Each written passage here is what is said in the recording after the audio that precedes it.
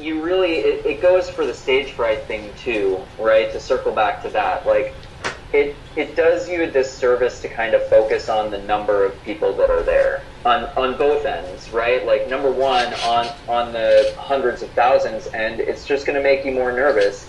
And on the smaller end, it's like doing you and them a disservice. You're so focused on, like, the fact that there are 15 instead of 25 or instead of 50 that you're, like, then focused on that as opposed to putting on your best show. So I always say, like, if the huge crowd is what does it for you, then just every single time go out and imagine you're playing to a huge crowd.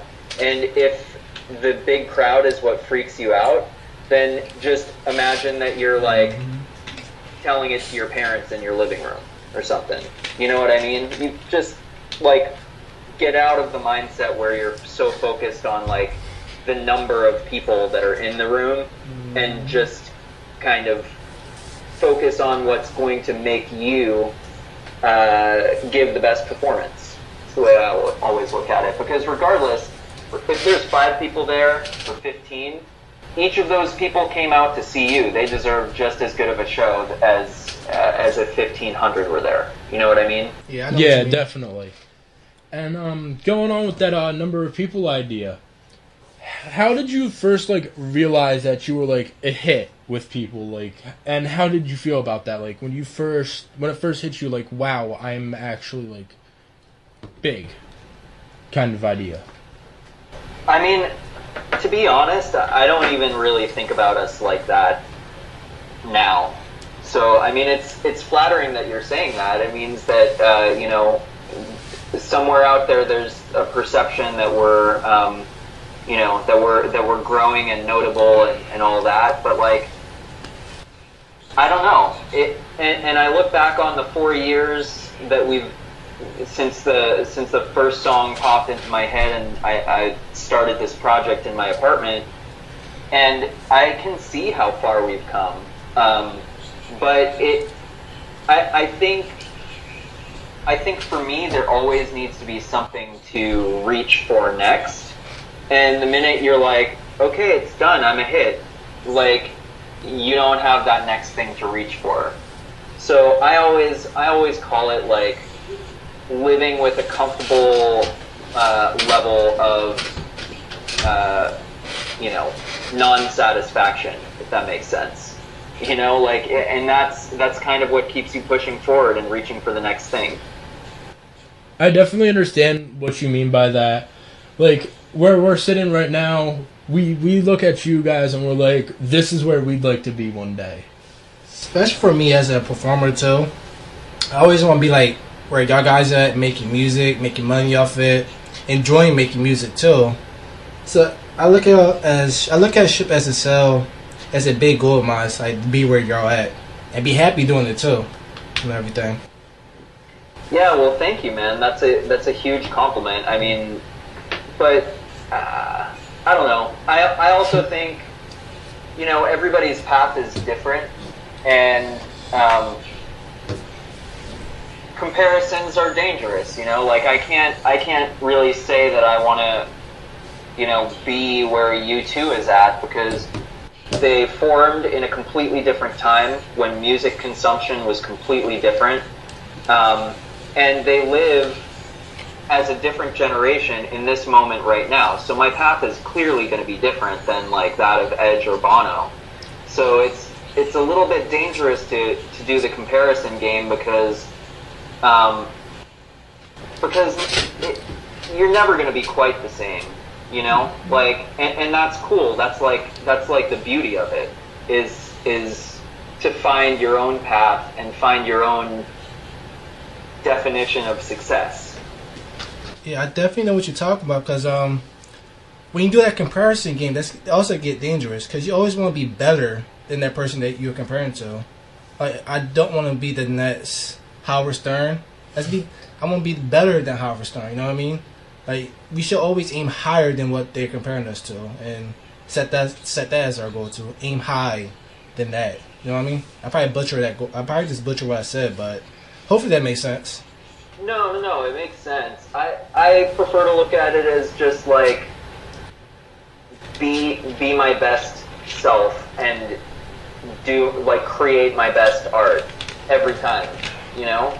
And when you're trying to do your best, usually that best winds up being better than what came before it, because if it was only on par with what came before it, then you hit a plateau. It's not really your best. Yeah. You know? Does that make sense? Yeah, you just gotta find your true potential, not the potential that everybody set the bar for you. So, yeah, exactly. Yeah, definitely makes sense. Now, I want to ask you, why did you choose indie music as the genre to go toward when you were creating music?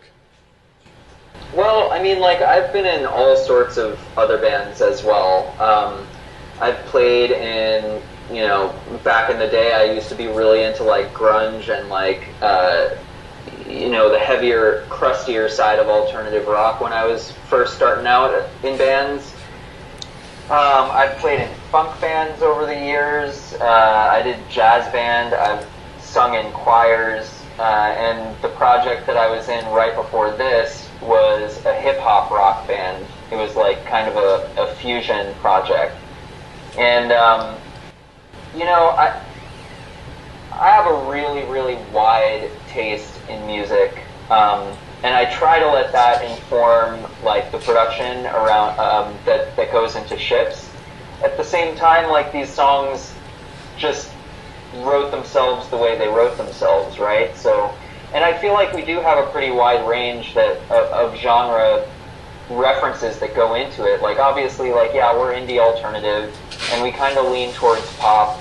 But if you listen through our whole catalog, there's some stuff that borders on like the heavier rock side, couple things, and then we do like a whole bunch of stuff that's just like stripped down and acoustic, and then we've been digging a little bit into the electro side too with some of these remixes, and so I feel like we really do open ourselves up to a broader range of genres, even though, I mean, of course you have to classify yourself in today's culture, like you have to tell iTunes which section to put you in, you know? Yeah.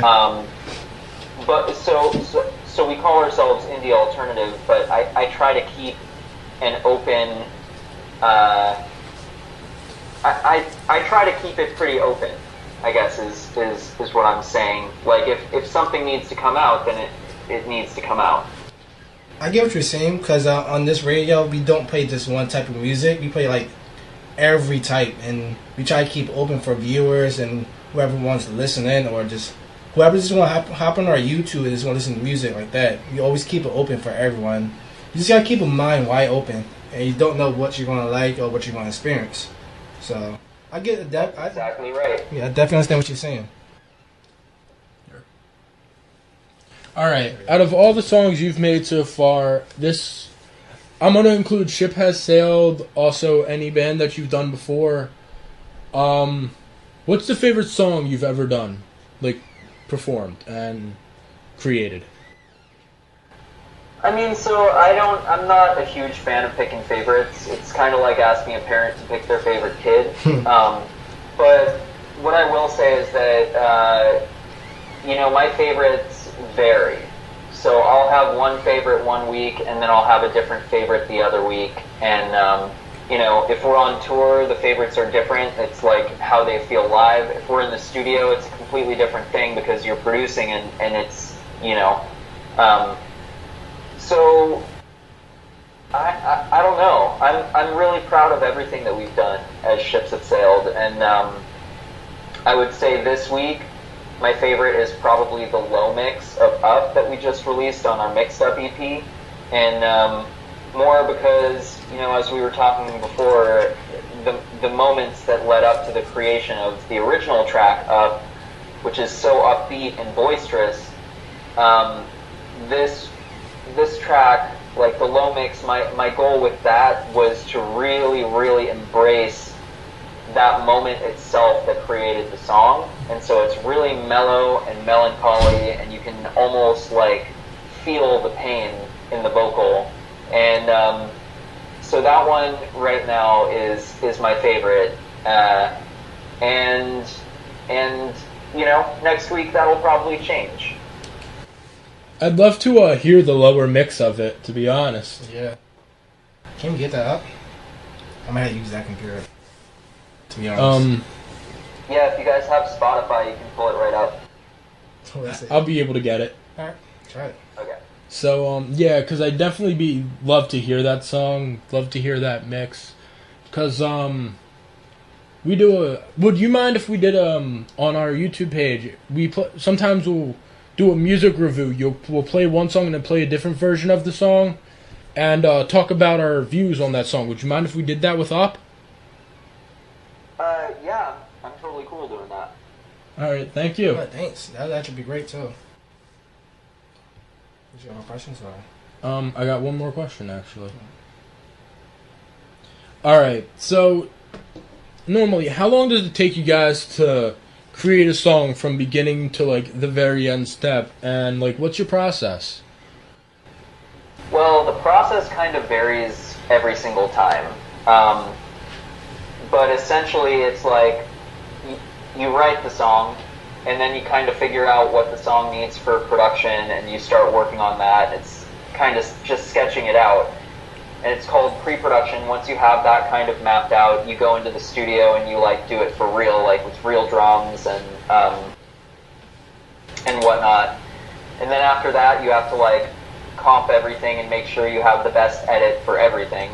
And then you move into mixing, and then once you're done mixing, you send it off to a mastering engineer.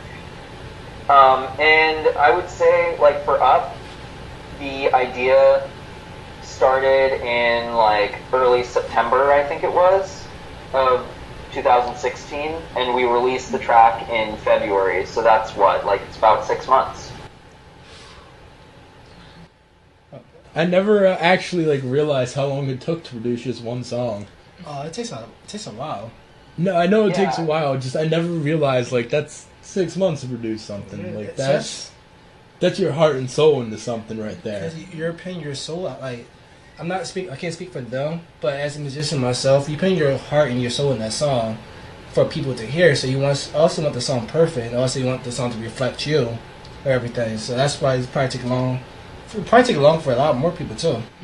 Like I know. Well, and I mean, if you could just spend, you know, 2 or 3 weeks doing nothing else but being in the studio, you could probably do a song in 3 weeks. But Yeah, the thing course. is that like reality doesn't really work like that. Like you'll have like an afternoon to write it and kind of like get a little sketch, and then you'll take like a day or 3 to put together pre-production, and then you'll kind of like sit on that for a while and be like, oh, should the form change, this and that. Like, you know, it's a process, and there's all sorts of stuff going on in between, like shows and, you know, podcasts and radio interviews like this, and like it's really hard to just put your head down for 3 weeks and like block out the world and work on nothing but music. You know, there's all sorts of other stuff going on at the same time, and so that I think is why the process stretches out over months. Yeah. Any answer? I don't have any more questions for you, really. How about you, Demetrius? I actually do have a question. For like, you got any advice for people that's up and coming bands, singers, or anybody who just want to try to get their stuff out there? You got any advice or something to say to them? I mean, yeah. Prepare yourself for a long, hard road, because, man, everything about this business is a struggle. And you gotta, like, I'm not saying that to be discouraging. I'm saying that to inspire you to step up and face the struggle, because if you can step up and face the struggle, every little tiny obstacle you overcome is going to be just one more piece of satisfaction that you can hold on to, and one more thing that'll get you towards whatever it is that's your goal. So, but you also got to be realistic about things. You know, it's not easy walking down this road. Like, if it was, everybody would be doing it. And so what I would focus on is making sure that, like, if you're a singer, make sure your instrument is the best instrument it can be. Like, practice and condition your voice and make sure you're great at what you do. And if you're a songwriter, Make sure your songwriting improves every single time. Same thing, like apply that to everything else, and make sure you're being true to what you want to create, and then the rest will happen. Solid advice too. Actually, that was more for me than everybody else, to be honest. Just to be honest. That sounds so selfish to me, Trius. It's true. I mean, I asked the question, it sounds selfish, but also it's true. It does help everyone else who's trying to get out there in the industry. Yeah, I'm a musician. We got a couple musicians in here who probably who needed that advice more than everybody. Like, I'm gonna be quiet. I'm gonna be quiet. But thank you, Will Carpenter, for taking your time. Yeah, you guys, thank you for having me. Yeah, this has actually been an experience, and we also we said it off air, but we want to say it again. Happy belated birthday! Happy birthday! Yay. Hey, thank you guys so much. You're welcome. This year it was just a little bit of a low-key thing, and so Oops, sorry. that's kind of exactly what I needed. Yeah, I mean, sometimes you need time for yourself. Yeah, of course. But anything you want to say, Will or Will Carpenter? I gotta use nicknames now. Two Wills in here. No, just thank you for having me, and for anybody who's listening, please look us up online. We'd love to hear what you think of the music. ShipsHaveSailed.com. All right, thank you, and We'll definitely be sure to leave links in our descriptions on YouTube and things like that. Leave links to everything they have. And we got something to say, like. Huh? One of our friends who's in the booth here wants to say something. Oh, sure.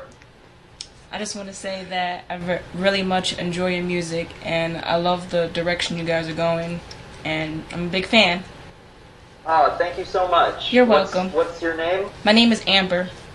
Hey, Amber. Listen, thank you for sharing that, and we love hearing from people and hearing what you think of our music. In fact, like, and honest opinions too. Like, some of my favorite interactions have started with like a critique that somebody gives me in like Twitter DMs or something.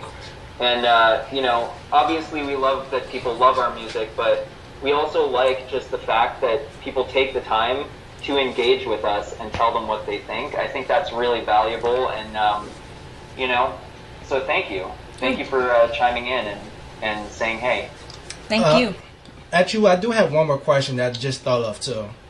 How do you deal with negative and positive criticism? Like, does that affect your music and the way it's going if somebody give you a bad comment, or does that help you do better? If that question makes sense. Yeah, it makes total sense. There's two sides to the answer, though, right? Like, if somebody's being negative strictly to just be negative, like, of course. All right,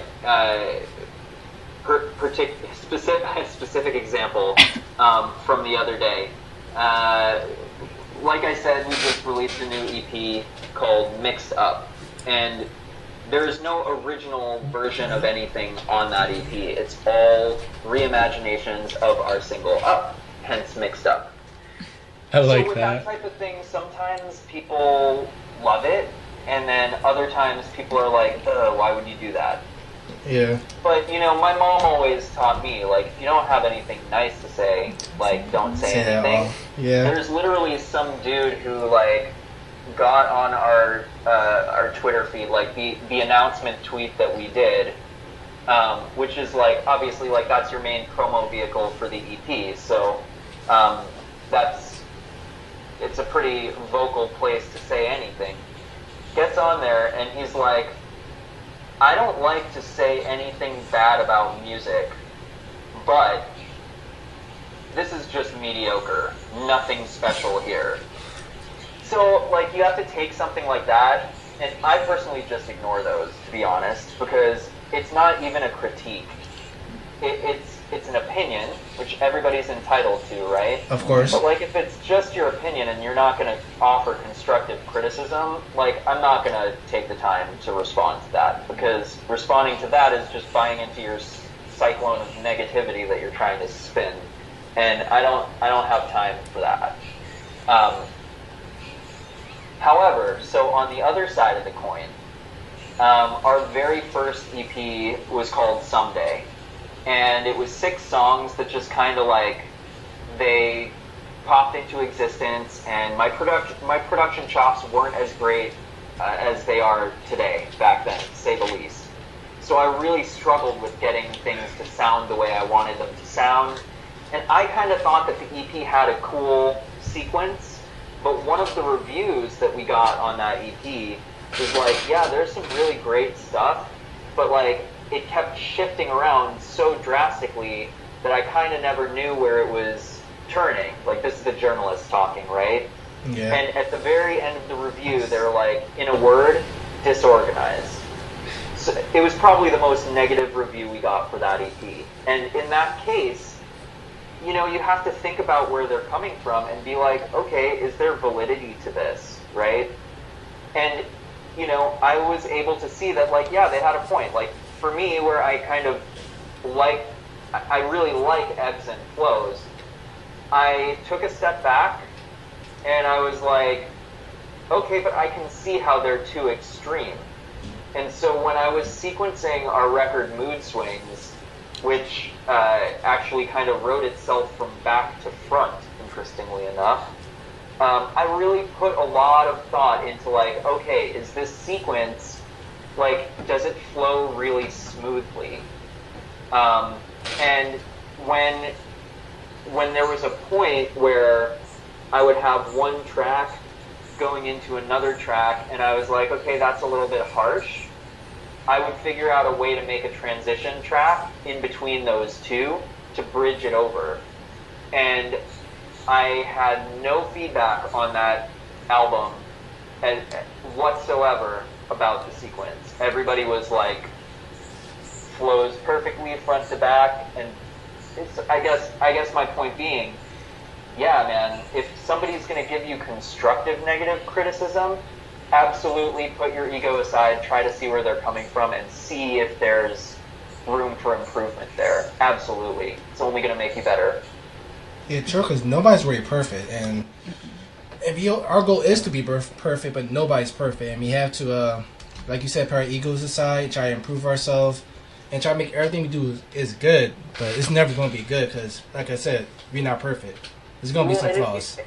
And if you have a completely different opinion than that person, then that's okay too. Like, nobody's always going to agree. Yeah. And then all of that other negative BS of people just trying to, like, bring other people down because they had a bad day, just ignore that. Yep.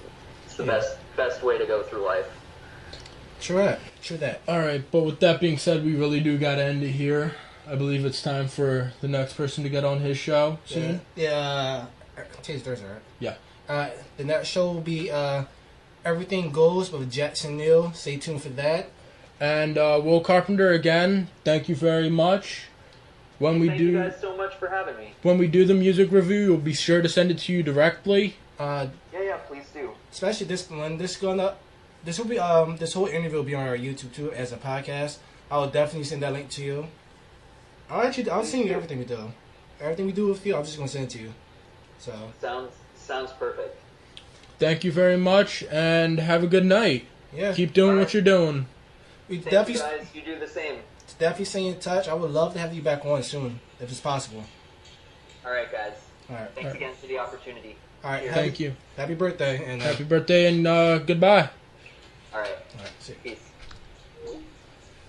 That was Will Carpenter, and once again, stay tuned for Jackson Neal, Everything Goes. And we have this song up, come with y'all. And we catch you guys later. So call out your message, your words, maybe you'll get to be heard.